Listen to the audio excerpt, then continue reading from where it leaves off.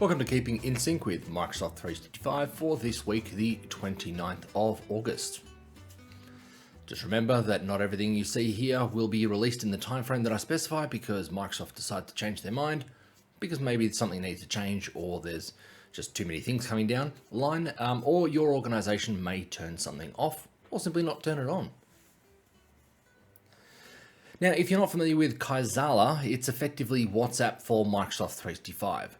The problem is that it was built for the Indian and Philippines markets, but someone decided to make it part of Microsoft 365, which it never should have been.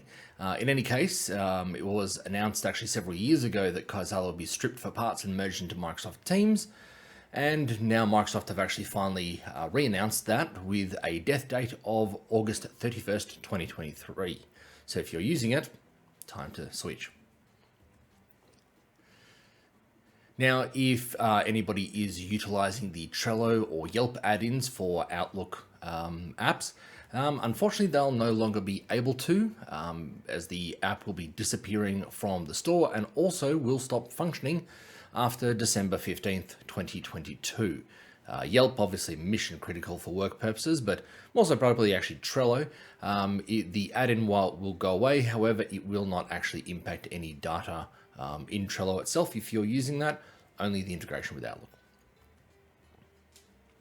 Now, as Microsoft continues to migrate from the classic Stream web portal to SharePoint, the default behavior of the Stream app launcher tile will be changing. So the button that you see in the waffle menu.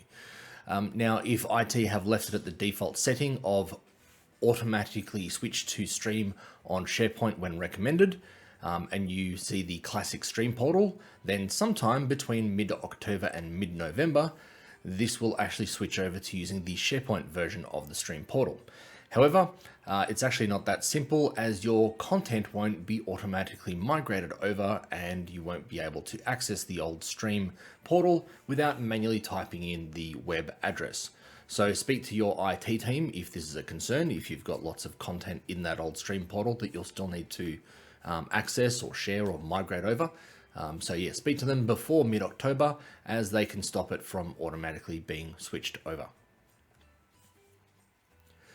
Now, when a Teams user attempts to leave a meeting or a call from multiple personal devices, say, for example, you're using a laptop and mobile phone at the same time in the same meeting, which some people do, it has been challenging to fully disconnect from the meeting or call on all devices, as you had to do it manually.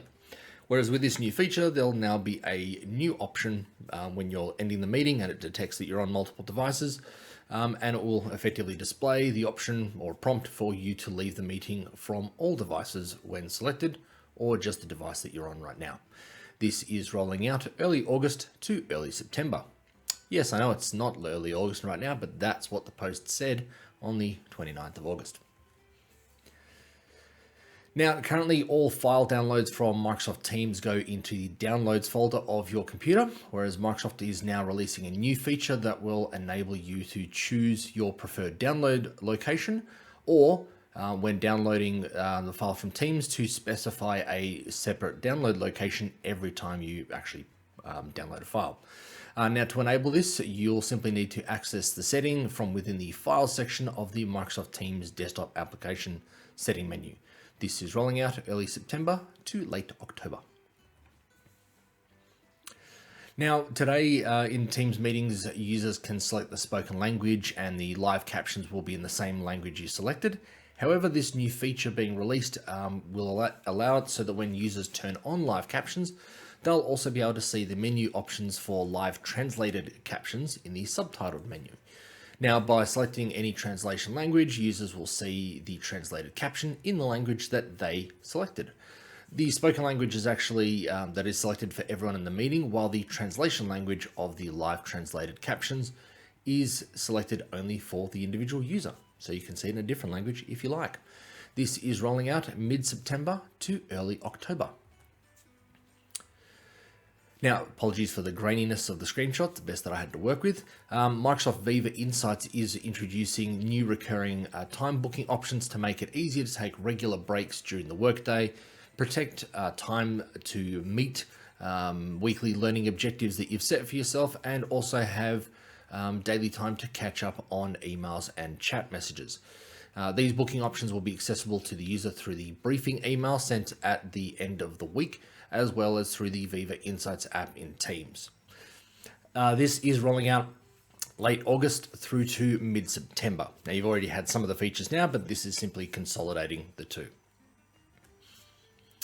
And that's it for keeping in sync this week with Microsoft 365.